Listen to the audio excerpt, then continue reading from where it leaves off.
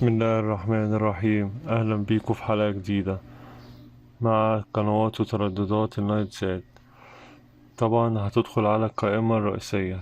تمام، هتظهر لك القائمة دي، هتيجي داخل على قائمة الترددات، وبعد كده هتضغط على الزرار الأحمر. هتظهر لك القائمة بالشكل ده اللي هتكتب فيها التردد. تعال نشوف التردد اهو زي ما واضح قدامكم. تمام، في الصورة مصغرة واديني كاتبه لكم.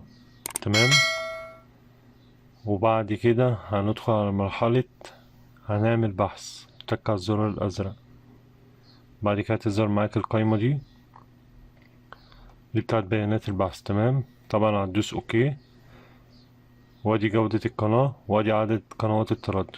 تمام يا جماعة، وادي اسم القناة ظاهر قدامك اهو يا جماعة زي ما انتم شايفين. يا ريت بقى لا تنسونا في الاشتراك في القناة وتفعلوا زر الجرس عشان يوصل لكم كل جديد من قناة نوفا ساد 2. ونشوفكم في فيديو جديد من قناة نوفا ساد 2، والسلام عليكم ورحمة الله وبركاته.